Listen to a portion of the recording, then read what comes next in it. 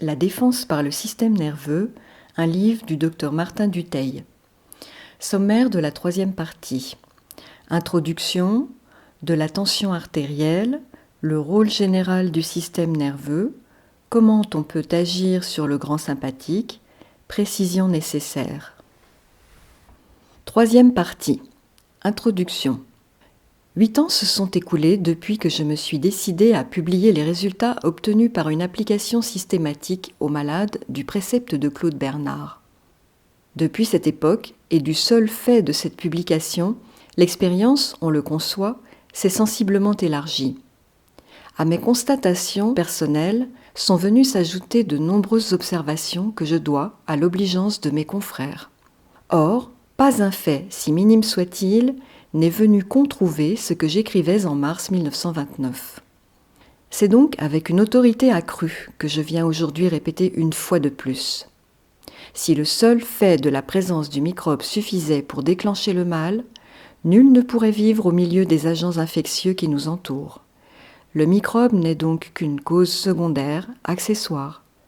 La cause essentielle, la cause primordiale de la maladie, c'est l'état de réceptivité du terrain dont le système nerveux est le défenseur naturel. Ce point acquis, une question se pose. Le rôle défensif du grand sympathique est-il limité aux seules maladies infectieuses et l'organisme se trouve-t-il sans défense vis-à-vis des maladies non classées dans cette catégorie ? On concevrait difficilement en effet que le grand sympathique, chargé par la nature non seulement de coordonner l'action de nos divers organes, mais aussi de les défendre, ait son pouvoir ainsi limité. La logique nous conduit à voir en lui notre protecteur naturel et général. Mais une théorie, si séduisante soit-elle, n'a de valeur que contrôlée par les faits. C'est pourquoi j'avais volontairement laissé cette question en suspens dans la première édition de cet ouvrage. Aujourd'hui, je considère comme un fait définitivement acquis que le champ d'action du grand sympathique, en tant que défenseur de l'organisme, dépasse de beaucoup le cadre des maladies dites microbiennes. C'est le résultat d'observations multiples que je me propose d'exposer maintenant, et l'on verra que dans les maladies les plus opposées, tant par leur manifestation que par leur origine ou leur évolution, notre véritable, je pourrais presque dire notre unique défenseur, c'est le système nerveux. Pour rendre cette démonstration aussi claire que possible, une simple énumération de résultats ne saurait suffire. Seule une documentation précise et détaillée permet d'en vérifier l'exactitude, seule une large discussion permet à chacun de se faire une opinion raisonnée. Je ne pouvais, d'autre part, entreprendre une étude détaillée de l'action du système nerveux sur chacune des maladies diverses, susceptibles de s'attaquer à chacun de nos organes. J'ai donc pris un exemple concret et j'étudierai l'influence du système nerveux sur les variations de la tension artérielle. De la tension artérielle, hypotension et hypertension. Je me propose au cours de ce chapitre de mettre en évidence l'importance particulière de la fonction régulatrice exercée par le système nerveux. C'est à titre d'exemple que j'ai choisi le sujet de la tension artérielle. Il importe donc de ne négliger aucun détail susceptible d'aider à la clarté de cet exposé. C'est pourquoi il me paraît nécessaire de résumer brièvement certains points relatifs à la circulation artérielle. Qu'entend-on par tension artérielle ?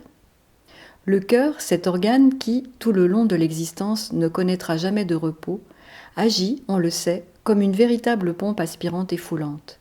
Il reçoit le sang veineux et l'envoie tout d'abord dans les poumons, où se font les échanges gazeux. Par le phénomène de la respiration, en effet, le gaz carbonique est rejeté et l'oxygène prend sa place. Ce sang ainsi revivifié revient ensuite au cœur, d'où il est refoulé dans les artères, dont le rôle est de le répartir à tous les tissus de l'organisme. Mais ce rôle n'est pas seulement passif. Grâce à leur élasticité et à leur contractilité, les artères facilitent, en le prolongeant, le travail du cœur. Elles emmagasinent, peut-on dire, l'énergie transmise par le cœur et la transmettent aux artères qui leur font suite. En effet, à chaque contraction du cœur, le sang est projeté avec force dans la grosse artère appelée aorte. Grâce à son élasticité, l'aorte se dilate, puis, en revenant à son calibre initial, elle chasse le sang dans les artères voisines. Celles-ci se dilatent à leur tour et, par le même mécanisme, poussent le sang en avant. Le mouvement se propage ainsi par ondes successives jusqu'aux artérioles et enfin aux capillaires, d'où se dégage l'oxygène pour se fixer sur les tissus. En outre, l'élasticité des artères diminuant au fur et à mesure que l'on s'éloigne du cœur, le jet sanguin saccadé et intermittent au début se trouve transformé dans les capillaires en un courant continu, sans saccade et sans intermittence. On appelle tension artérielle maxima la tension qui existe dans l'artère lorsqu'elle est dilatée par l'afflux du sang, et tension artérielle minima, celle qui subsiste lorsque l'artère est revenue à son calibre initial. Cette tension qui varie avec l'âge peut être considérée comme normale chez l'adulte selon l'âge et le sexe lorsqu'elle est comprise entre 14 et 17 degrés. Je parle de la tension maxima bien entendu. Au-dessus de 17, il y a hypertension. Au-dessous de 14, il y a hypotension. Nous allons maintenant examiner l'action du même traitement dont j'ai déjà détaillé la formule sur la tension artérielle. Tandis que chez les déprimés du système nerveux, l'état général s'améliore progressivement, la tension s'élève peu à peu pour revenir à son chiffre normal. Chez ceux qui sont atteints d'hypertension, ainsi qu'il résulte de très nombreuses observations absolument caractéristiques, l'hypertension diminue, en même temps que tous les phénomènes congestifs qui l'accompagnent. Comment expliquer alors, si l'on admet une action directe sur le mal, qu'un même remède puisse produire, selon le cas, des effets diamétralement opposés? Et cependant, c'est un fait. Il faut donc bien admettre la présence d'un pouvoir régulateur qui, à l'état normal, maintient cette tension à un niveau constant, et l'on comprend alors qu'une défaillance de sa part retentira nécessairement sur la tension qui, n'étant plus maintenue, montera ou descendra suivant les cas. Les effets seront différents selon qu'il y aura hypertension ou hypotension, mais la cause restera la même. Cette cause, c'est la défaillance du régulateur, en l'espèce le grand sympathique, et l'on s'explique ainsi l'action décisive d'un traitement n'ayant d'autre but que de rétablir l'équilibre du système nerveux. Il n'est pas, à ma connaissance, d'exemple plus frappant que ce pouvoir régulateur du grand sympathique. C'est pourquoi j'ai tenu à l'exposer avec quelques détails. Rappelons que l'hypertension artérielle se voit souvent, mais non exclusivement, chez les arthritiques qui font de l'artériosclérose. En note, on lit « Les grands surmenés sont en effet ceux qui paient le plus lourd tribut à l'hypertension ». Fin de note. Chez eux, au tissu élastique naturel se substitue peu à peu du tissu fibreux. De ce fait, l'artère tend à devenir rigide, ce qui, soit dit en passant, oblige le cœur à fournir un effort beaucoup plus violent. Dans l'arthritisme, cette diathèse encore mal délimitée et dont les manifestations sont si diverses, l'heureuse influence du traitement, et plus particulièrement peut-être de l'hydrate de magnésium, est manifeste. Pour certains, cette influence serait due exclusivement à l'action laxative de l'hydrate de magnésium. Sans vouloir nier l'importance, je dirais même la nécessité, en pareil cas et surtout dans l'hypertension, d'une action de cette nature, je tiens à rappeler ce que j'écrivais en mars 1929 sur le rôle du chlorure de magnésium.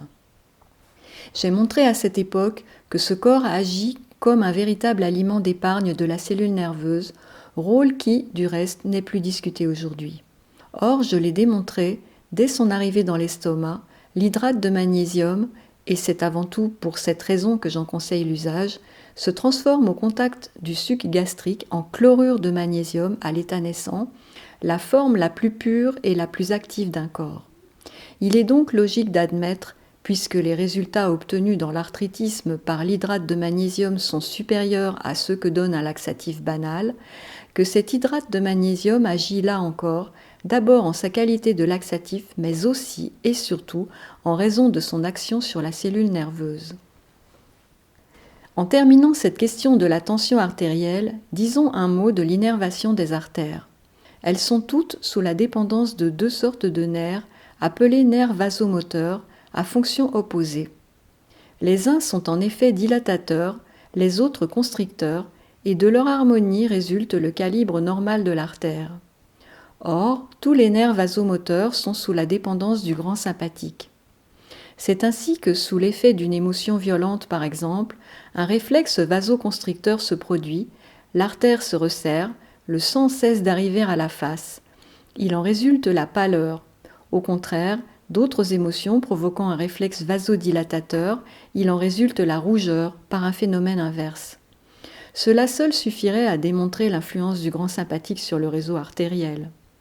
Si j'ai insisté sur le rôle du système nerveux dans l'hypertension, c'est que là encore il semble bien qu'on néglige un peu trop la cause pour ne songer qu'à l'effet. L'hypertension artérielle, il ne faut pas l'oublier, n'est pas une maladie proprement dite, mais bien une manifestation, une conséquence d'un état morbide, et tout traitement qui ne s'adresse pas à la cause même du mal est fatalement voué à l'échec. Certes, en présence d'une poussée aiguë de la tension, le médecin s'efforcera d'écarter le danger imminent par des saignées locales ou même par une saignée générale. Mais le danger écarté, il s'agit d'en éviter le retour. Or, les moyens classiques, régime sévère, restrictions rigoureuses, etc., sont sans action sur la cause et sont impuissants à faire baisser la tension, tout au moins d'une manière sensible et durable. Pour parvenir à ce but, divers procédés ont été étudiés. Mais pour obtenir une action durable, il faut restituer à la cellule l'élément qui lui manque, et cela d'autant mieux que cette déficience est presque toujours l'unique cause de l'hypertension. Releveur de la tension quand elle tend à s'abaisser, modérateur au contraire quand elle tend à s'élever, le grand sympathique est bien en effet le régulateur véritable qui, à l'état normal, maintient cette tension à un niveau constant. Et l'on s'explique ainsi l'influence d'un traitement n'ayant d'autre but que de rétablir l'équilibre nerveux. Est-ce à dire que le résultat sera toujours identique, quelle que soit l'origine de cette hypertension, quel que soit l'état des artères, et lors même que le tissu élastique serait entièrement détruit ? Je me garderai de porter une telle affirmation, d'abord parce que ce serait contraire à la vérité, ensuite parce que, en médecine surtout, il faut se garder d'être trop absolu. J'ai dit simplement que l'hypertension artérielle résulte, dans l'immense majorité des cas, d'un trouble du grand sympathique. J'ai exposé le résultat d'observations, dont les unes me sont personnelles, les autres dues à l'obligeance de mes confrères, et d'où il résulte que sous l'action d'un traitement n'ayant d'autre but que de rétablir l'équilibre nerveux, on a constaté une baisse accentuée et persistante de la tension en même temps que la disparition des phénomènes congestifs. J'estime donc que dans tous les cas d'hypertension sans exception, on doit avant tout faire un essai du traitement, essai qu'il est du reste inutile de prolonger si, dès les premières semaines, il n'y a pas une tendance très nette à l'amélioration. Même dans ce cas, la tentative ne serait du reste pas inutile. Son insuccès prouverait en effet qu'en la circonstance, le système nerveux ne peut être incriminé et, de ce fait, le médecin verrait sa tâche facilitée pour le choix d'un traitement approprié, cette cause possible d'erreur se trouvant ainsi éliminée. Le rôle général du système nerveux. La conclusion qui découle logiquement de l'ensemble de ces faits, c'est que, pour se défendre contre le mal, quel que soit l'organe attaqué, quelle que soit la nature de la maladie, le système nerveux exerce un rôle prépondérant et c'est de son équilibre que dépend la santé. Je viens de montrer à propos de la tension artérielle que les manifestations diamétralement opposées, comme l'hypotension et l'hypertension, résultent le plus souvent d'une même cause, la rupture de l'équilibre nerveux. La preuve indiscutable en est fournie par ce fait que l'une et l'autre disparaissent et la tension redevient normale dès que cet équilibre est rétabli. L'exemple est trop caractéristique pour qu'il soit nécessaire d'insister. Quelle que soit la maladie considérée, la conclusion reste identique. Le pouvoir régulateur du grand sympathique ne peut plus être discuté. En note, on lit. Je rappelle qu'au lieu de faire une étude écourtée de cas multiples, j'ai préféré choisir un seul exemple typique. Mais il est bien entendu que les mêmes constatations se font à propos de tous les organes, et particulièrement des glandes endocrines, dont le mauvais fonctionnement est souvent à la base de sérieux ennuis, ne serait-ce que l'obésité. À titre de curiosité, je citerai l'exemple des varices. Aussi bien les varices des membres que les varices rectales, hémorroïdes. Les personnes qui en sont atteintes et qui suivent pour une toute autre cause du reste ce même traitement voient presque toujours le volume de ces varices diminuer progressivement et la veine tendre à se rapprocher à son calibre normal. Là encore, il est impossible d'expliquer ce fait autrement que par l'action du grand sympathique sur les vasomoteurs. Fin de note. Ce n'est pas sans raison que j'ai attendu pour publier cette troisième partie. Une documentation abondante, une expérience prolongée m'était indispensable. En effet, pour qu'une expérimentation soit probante, il est indispensable que les cas observés soient en nombre suffisant, mais aussi que chacun d'eux ait pu être suivi pendant un temps assez long pour permettre de s'assurer de la stabilité du résultat. En présence de faits multiples et concordants, il faut savoir s'incliner. On ne discute pas avec l'évidence. Le grand sympathique est bien notre défenseur naturel et général. Ainsi apparaît dans toute son ampleur le rôle magistral du système nerveux. Sa mission n'est pas seulement d'assurer la continuité de l'existence en reliant nos divers organes, il doit aussi soutenir celui qui fléchit, modérer celui qui tend à exagérer sa fonction, en un mot assurer l'harmonie de leur action. Il doit enfin protéger contre l'attaque en leur donnant l'énergie nécessaire à leur défense. Animateur clairvoyant de l'organisme, le système nerveux, ou plutôt le grand sympathique, expression intelligente, si j'ose dire, du système nerveux, en est aussi, on le voit, le régulateur et le véritable et tout-puissant défenseur. Comment on peut agir sur le grand sympathique ?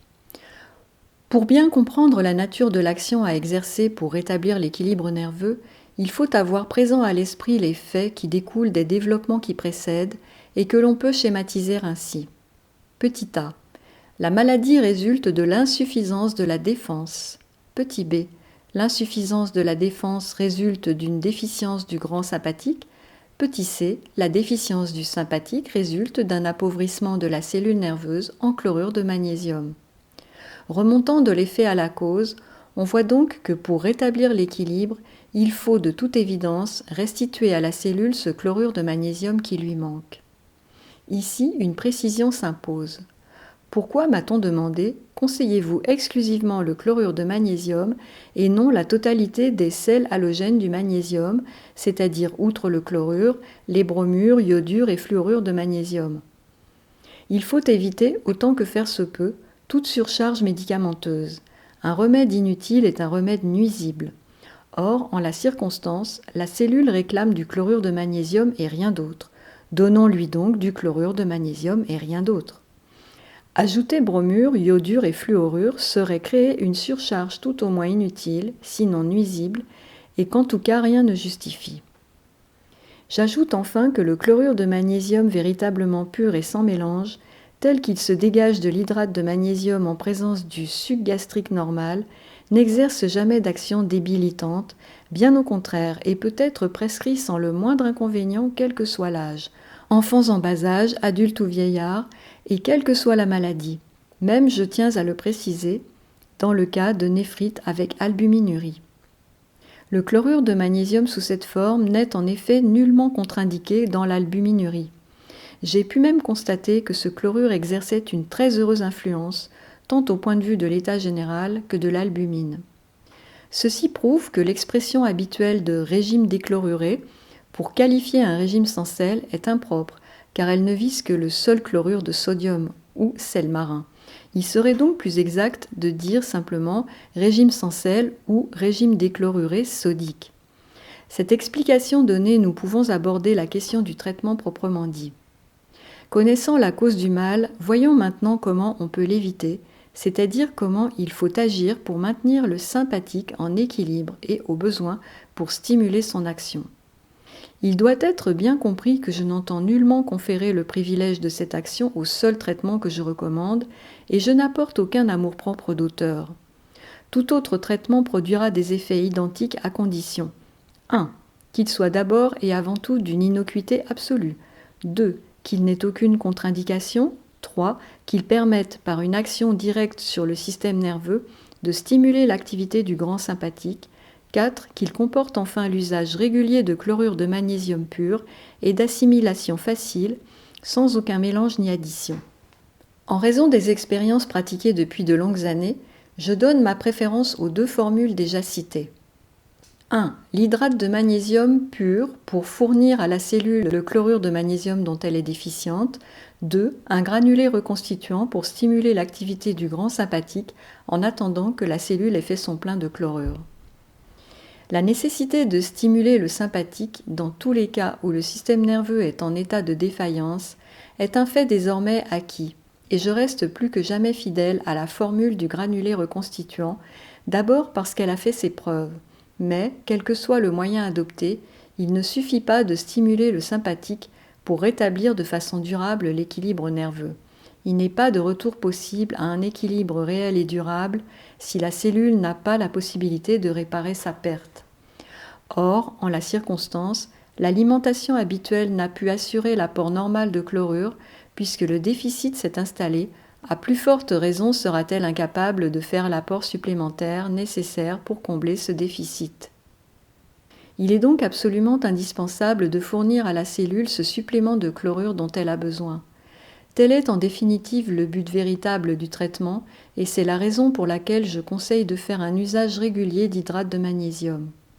Dans les états de défaillance du système nerveux, il est toujours nécessaire, je le répète, de stimuler le sympathique. L'activité de la cellule et par suite son pouvoir d'assimilation sont ainsi sensiblement accrues et de ce fait la récupération du chlorure grandement facilitée. Donc action utile sous la réserve absolue que, parallèlement à cette action, on fournira à la cellule ce chlorure qu'elle doit récupérer. Toute négligence à cet égard pourrait entraîner de cruels mécomptes et provoquer un résultat diamétralement opposé à celui que l'on veut obtenir. En effet, l'augmentation de l'activité cellulaire s'accompagne d'un accroissement de dépenses. Plus la cellule travaille, plus elle dépense. Donc, double nécessité de faire un apport important et régulier de chlorure, d'abord pour compenser immédiatement la dépense supplémentaire provoquée, ensuite pour effacer le déficit antérieur, but final. Si cette précaution indispensable n'est pas prise, il y a tout lieu de craindre que le déficit ne s'accroisse au lieu de diminuer, et le malade, après une amélioration plus apparente que réelle, un coup de fouet déterminé par l'excitation du sympathique, est exposé à se retrouver dans son état antérieur, si ce n'est même dans un état aggravé. Il suffira pour réparer le mal de ne plus oublier désormais cette évidence. La cellule ne peut pas fixer le chlorure si on ne lui en donne pas.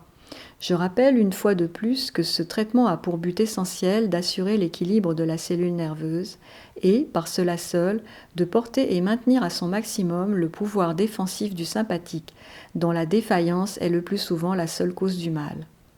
Ce traitement est donc identique, en principe, quel que soit le cas. J'en ai cependant modifié quelque peu les modalités d'application dans l'hypertension artérielle, car dans ce cas, comme dans tous les états congestifs, les troubles de la circulation ont une importance particulière. Il est donc nécessaire d'agir simultanément sur cette circulation. Ce traitement, je le déclare de la façon la plus nette, est d'une innocuité absolue et ne comporte à ma connaissance aucune contre-indication. Sans le moindre inconvénient, on peut donc en faire un essai, même dans les cas où l'on a des doutes sur l'origine du mal. Les résultats constatés dès les premières semaines sont la meilleure indication sur l'opportunité de le continuer. Je ne saurais trop le répéter, l'hydrate de magnésium se dédouble dans l'estomac en eau et chlorure de magnésium exclusivement et ne contient aucun autre sel halogène du magnésium. De ce fait, il n'exerce jamais d'action nocive, pas plus sur le rein que sur tout autre organe. En note, on lit « Son innocuité est telle que j'en conseille l'usage à titre de simple laxatif, même pour les enfants en bas âge. » Fin de note. Traitement préventif. Voici comment je conseille d'agir à titre préventif. 1. Prendre d'une façon systématique et continue, au moins 2 fois par semaine, soit le matin un quart d'heure environ avant le petit déjeuner, soit le soir en se couchant, au gré de chacun, une cuillerée à café d'hydrate de magnésium délayée dans une demi-tasse d'eau, dans le but d'entretenir l'énergie de la cellule nerveuse. L'hydrate de magnésium ayant aussi un effet laxatif, on devra en diminuer la dose si cet effet est trop accentué, mais en continuer l'usage avec la plus grande régularité. J'insiste sur la nécessité de prendre l'hydrate de magnésium à très faible dose au besoin, mais d'une façon régulière, car il est indispensable pour compenser les dépenses de la cellule et de ce fait lui conserver son énergie.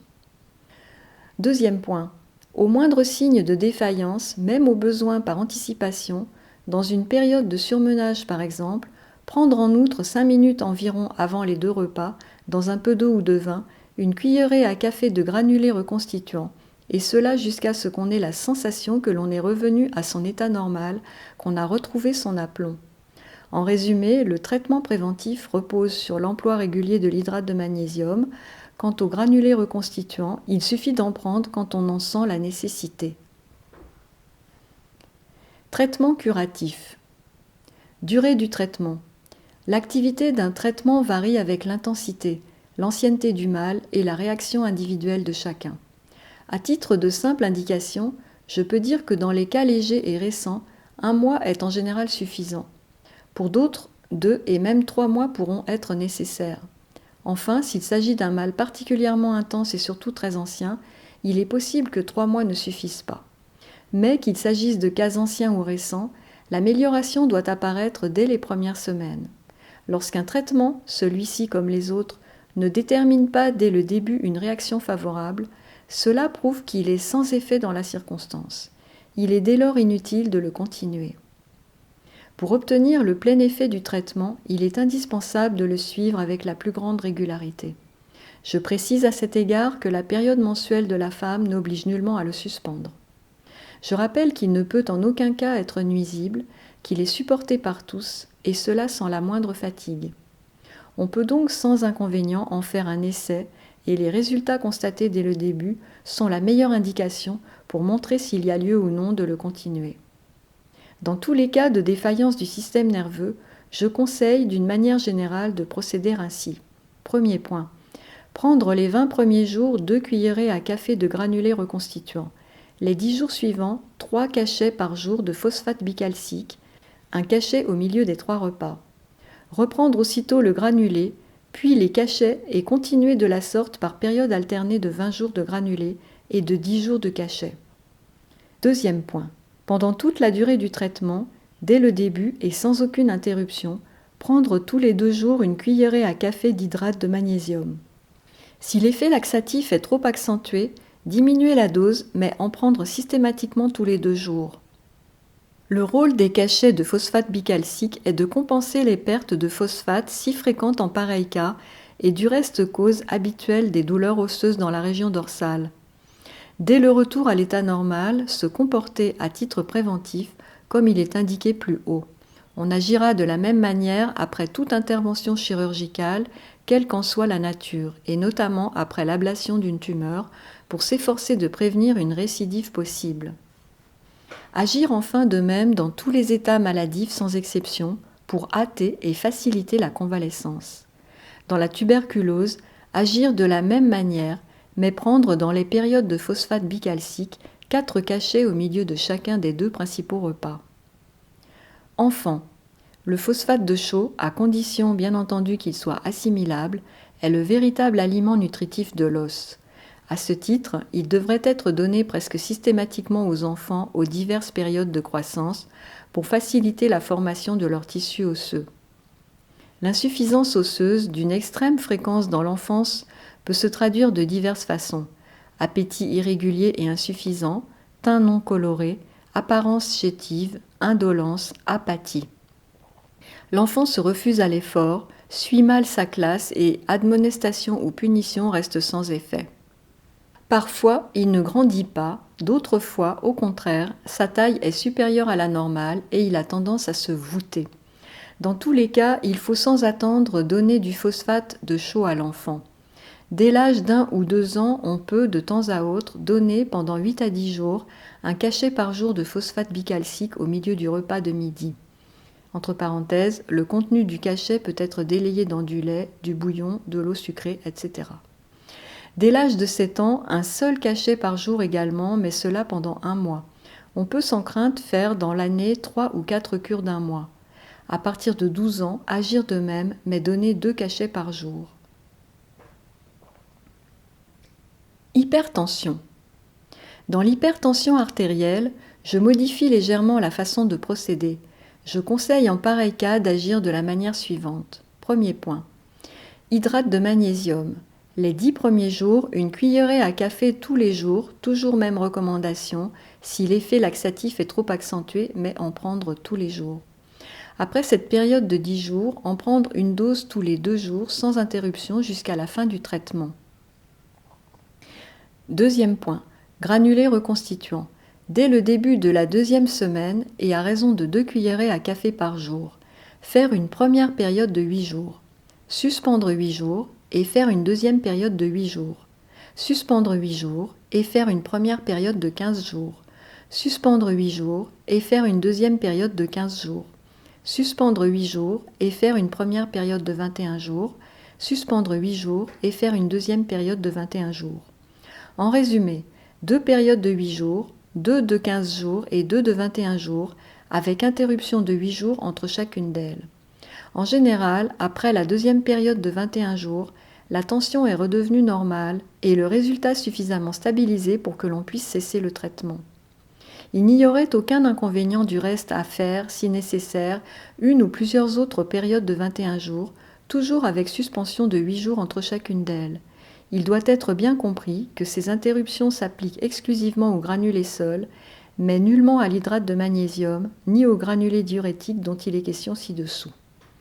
Troisième point, granulés diurétiques. Prendre en outre, dès le début du traitement et pendant 2 mois consécutifs, le matin avant le petit déjeuner et le soir en se couchant, dans une tasse de tisane ou d'eau sucrée, une cuillerée à café d'un granulé diurétique, entre parenthèses, extraits associés de douce amère, saponaire, noyer et salse pareille. Après un intervalle de 15 jours, faire une seconde cure de 2 mois alors même que dès ce moment la tension serait redevenue normale, afin de consolider le résultat acquis. Pas d'inconvénients à prendre au même moment le granulé diurétique et l'hydrate de magnésium. En ce cas, on fait dissoudre le granulé dans un demi-verre d'eau, on ajoute ensuite l'hydrate de magnésium. C'est, on le voit, la mise en application du principe que j'ai déjà exposé. Lorsque c'est possible, s'efforcer d'écarter tout obstacle susceptible de gêner le sympathique dans l'accomplissement de sa tâche afin de bénéficier plus rapidement du plein effet de son action. Le granulé diurétique est en effet avant tout un décongestif. À ce titre, il apporte en la circonstance un utile concours au traitement proprement dit. D'une part, de par son pouvoir diaphorétique et diurétique, il diminue la quantité de la masse sanguine sans les inconvénients de la saignée. D'autre part, il tente à ramener ce sang à son chiffre moléculaire normal, facilitant ainsi notamment la diminution du taux de l'urée s'il est excessif. C'est en somme le dépuratif classique de nos pères. En note, on lit « Cette formule, constituée par un ensemble d'extraits végétaux, représente un de ces bons vieux remèdes d'autrefois, ayant fait leurs preuves, et qu'à mon avis, l'on néglige trop souvent. En médecine aussi, le mieux est parfois l'ennemi du bien. » Fin de note. Au cours du traitement, la tension sera surveillée régulièrement et si au bout d'un mois environ, la baisse n'a pas commencé à se manifester, il sera inutile de prolonger l'essai. La tension redevenue normale, agir comme il est expliqué plus haut pour une action préventive. En outre, dans ce cas, il est bon d'appuyer cette action préventive par une cure d'1 mois environ de granulés diurétiques 2 ou 3 fois par an. Je crois nécessaire de rappeler, une fois encore, que l'hydrate de magnésium est partie intégrante du traitement dont il constitue la base. Certaines personnes ont une tendance à ne considérer que ses propriétés laxatives, c'est ainsi que des malades m'ont dit ou écrit que, n'étant pas atteints de constipation, ils ne croyaient pas devoir en faire usage et se contentaient du granulé reconstituant. C'est là une très grosse erreur. Il n'est pas douteux qu'au titre de simple laxatif, je conseille toujours l'hydrate de magnésium de préférence à tous autres, notamment dans les diverses entérites, la constipation habituelle et dans tous les cas, y compris l'état de grossesse. Un usage même indéfini n'entraînant en effet ni accoutumance ni irritation locale. Mais la qualité essentielle, primordiale de cet hydrate, c'est son action sur la cellule nerveuse. Il est donc absolument indispensable de l'utiliser toutes les fois que l'on veut exercer une action d'ensemble sur le système nerveux.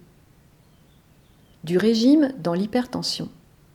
Le médecin traitant étant à mon avis le seul qualifié pour instituer ou non un régime spécial, je me suis volontairement abstenu jusqu'ici d'aborder ce sujet. Mais la question m'est posée si fréquemment qu'il ne m'est plus possible de différer pour exposer mes idées personnelles sur ce point particulier. Il ne saurait être question du régime occasionnel et provisoire que peuvent imposer des circonstances spéciales.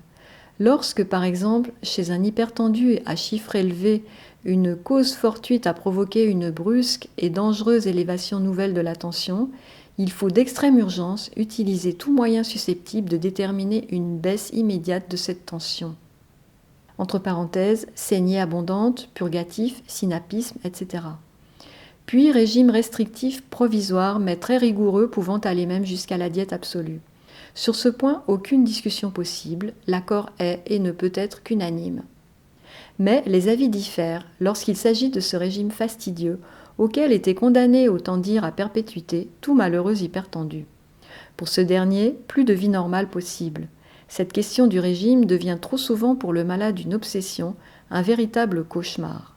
Malgré ces privations, est-il permis d'espérer, même dans un délai éloigné, sinon une guérison, tout au moins une amélioration notable de l'état général et surtout durable ? Ce régime, en effet, a pour unique objectif la baisse de la tension, mais reste évidemment sans action sur la cause du mal, et nous retrouvons une fois de plus cette erreur initiale qui consiste à soigner l'effet et non la cause.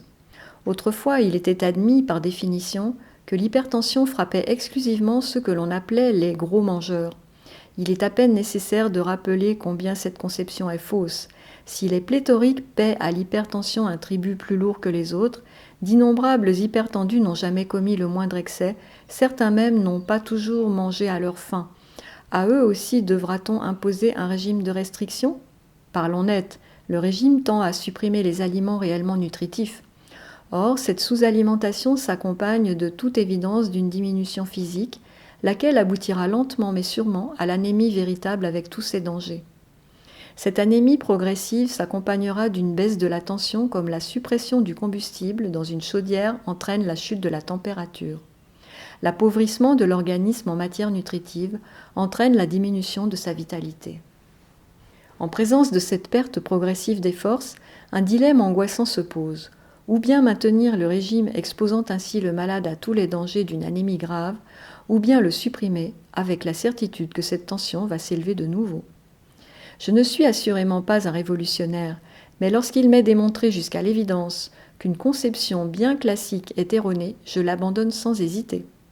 Les préceptes de la médecine ne sont pas plus immuables aujourd'hui qu'autrefois, sans quoi tout progrès aurait été et serait impossible. Or, dans l'hypertension, l'expérience le prouve, le régime est une erreur et doit être supprimé. Mais la faculté de s'alimenter à son gré n'implique nullement la licence de s'adonner à des excès de table ou de boisson.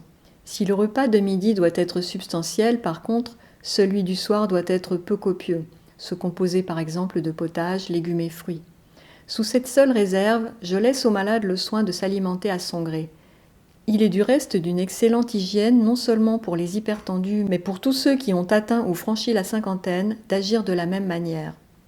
En présence d'une personne en état d'hypertension et soumise à un régime, quel que soit le chiffre de sa tension, je lui recommande l'abandon progressif mais résolu de son régime, de telle sorte que dans un délai de 4 ou 5 semaines au maximum, elle en arrive à s'alimenter normalement. Cette renonciation au régime fait partie intégrante de mes prescriptions, au même titre que le traitement thérapeutique dont j'ai exposé plus haut les modalités. Depuis 1929, j'ai eu personnellement à traiter de très nombreux cas d'hypertension, or jamais je n'ai eu à regretter d'avoir agi de la sorte. En résumé, inutile s'il est bénin, nuisible s'il est rigoureux, le régime doit être abandonné. Tout médecin fera quand il le voudra la même constatation. L'essai mérite bien d'être tenté puisqu'il lui permettrait tout au moins de libérer à jamais son malade d'une continuelle et pénible obsession. Telles sont mes idées personnelles sur l'importante question du régime en matière d'hypertension artérielle, mais il appartient au médecin traitant d'apprécier dans quelle mesure il croit devoir s'en inspirer. On ne peut plus contester aujourd'hui en effet que dans la très grande majorité des cas, l'hypertension est la conséquence directe d'une défaillance du sympathique. Celui-ci est en effet par excellence le régulateur de la tension artérielle et sa défaillance peut se traduire aussi bien par l'hypotension que par l'hypertension. Dans un cas comme dans l'autre, c'est donc sur lui qu'il faut agir pour lui permettre d'exercer à nouveau sa fonction régulatrice. Précision nécessaire. Dans la première édition de cet ouvrage, paru au mois de mars 1929, en exposant le résultat de 10 années d'observation, j'ai montré, d'une part, le rôle prépondérant joué par le système nerveux dans la défense de l'organisme, d'autre part, l'influence du chlorure de magnésium sur la cellule nerveuse. Diverses communications, confirmant du reste mes observations personnelles, avaient bien signalé l'action de ce sel dans certains états cancéreux, Mais en vertu de la doctrine, à chaque maladie particulière doit nécessairement correspondre un remède particulier. On voyait surtout en lui un corps agissant comme un antidote des tumeurs. Or, dès cette époque, j'ai démontré que ce chlorure de magnésium, celle que je prescris exclusivement sous la forme d'hydrate de magnésium, car sous cette forme il se présente à l'état de pureté parfaite, agit non pas directement sur le mal, mais bien par l'intermédiaire du grand sympathique dont il maintient l'énergie. De ce fait, il exerce non pas une action d'ordre local et limitée au mal envisagé, mais bien une action d'ordre général. Cette constatation est d'une importance capitale. C'est d'elle, en effet, que découle la thèse que j'ai soutenue et dont les résultats ont pleinement confirmé l'exactitude. Je disais en outre dans mes conclusions qu'en exposant cette théorie, j'étais certain de traduire le sentiment intime d'une grande partie du corps médical. On a pu voir combien cette affirmation était justifiée. C'est en vain, en effet, qu'on chercherait la moindre critique dans les nombreux articles publiés depuis cette époque sur ce sujet. L'adhésion des milieux autorisés à cette nouvelle doctrine est de jour en jour plus manifeste. Or, je viens à présent de fournir la preuve que ce pouvoir du grand sympathique, loin d'être limité aux seules maladies microbiennes, s'étend en réalité à de nombreux troubles de l'organisme. Puisque le hasard a voulu que je sois un des ouvriers de la première heure de la vulgarisation de cette doctrine, il m'appartient à ce titre de donner les précisions nécessaires pour éviter toute erreur d'interprétation. La maladie, ai-je dit, ne peut s'implanter sur un organisme dont le système nerveux est en parfait équilibre. Si le mal existe, c'est qu'il y a eu rupture de cet équilibre, et dans ce cas, il faut en premier lieu s'efforcer de le rétablir. Cette affirmation, je la renouvelle, je n'y apporte aucune restriction, c'est pour moi l'évidence même. Est-on pour cela autorisé à conclure qu'il suffit dans tous les cas de soigner le système nerveux pour voir immédiatement disparaître tous les maux ? Non, 100 fois non. Je n'ai pas dit en effet qu'une maladie, quelle que soit sa nature, son ancienneté, l'étendue de la lésion, guérira nécessairement en soignant exclusivement le système nerveux.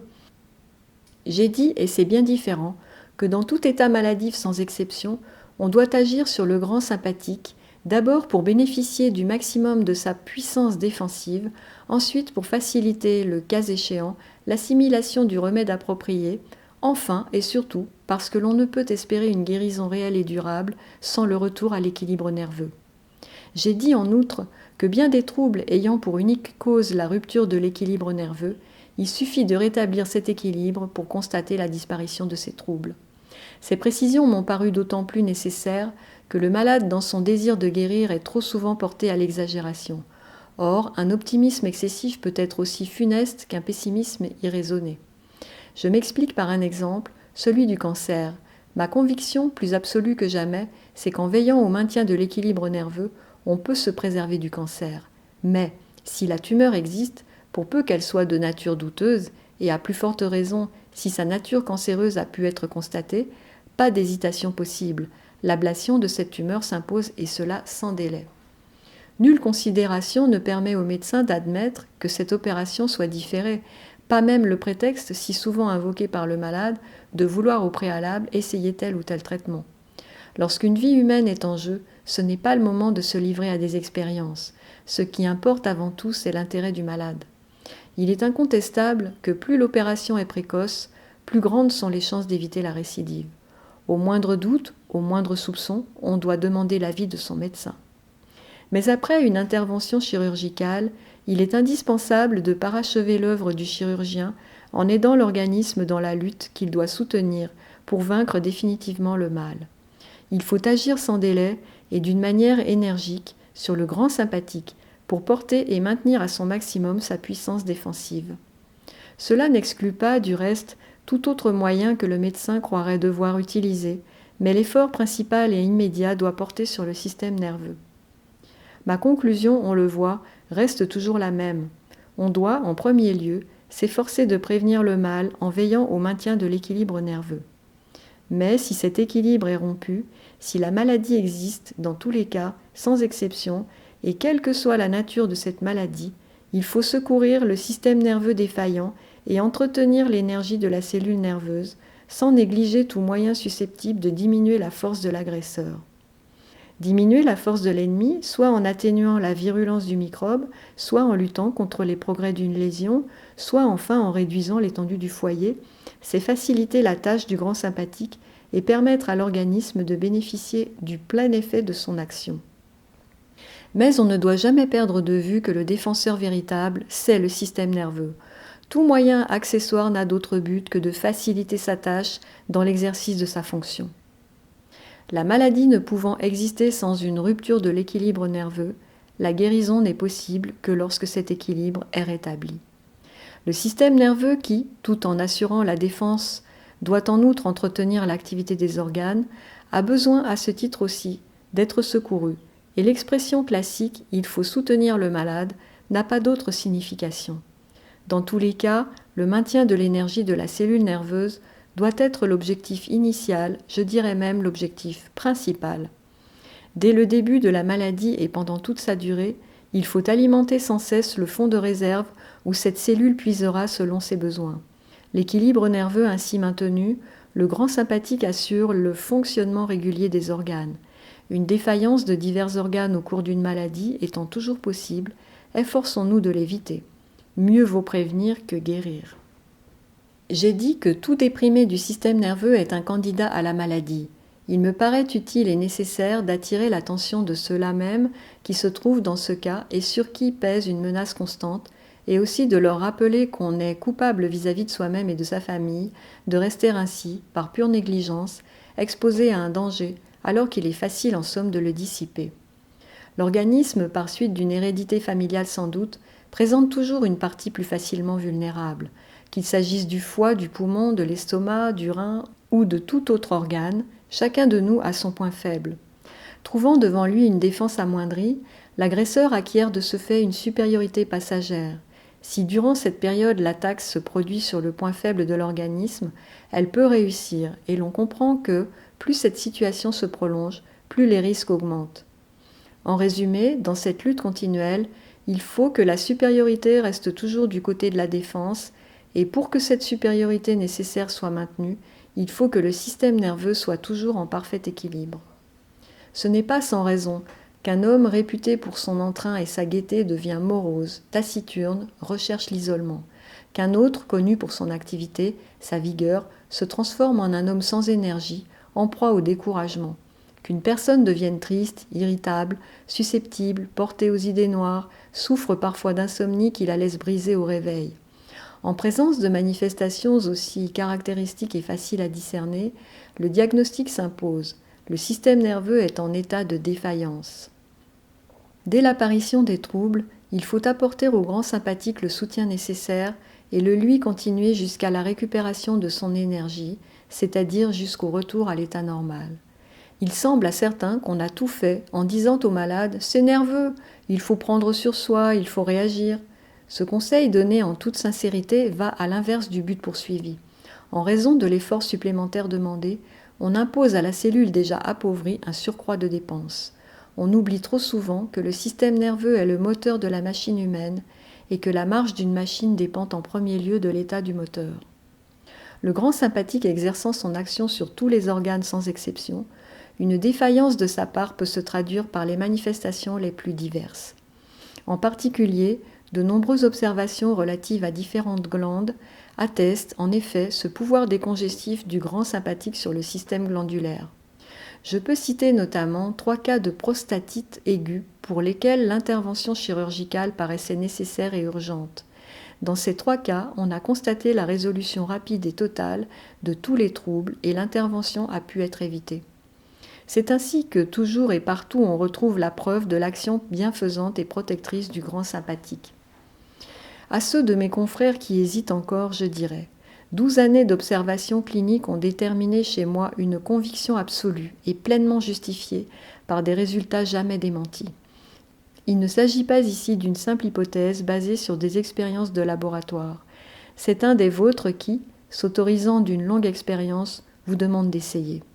Les constatations personnelles que vous ferez ainsi entraîneront bientôt chez vous, j'en suis sûre, une conviction aussi forte que la mienne.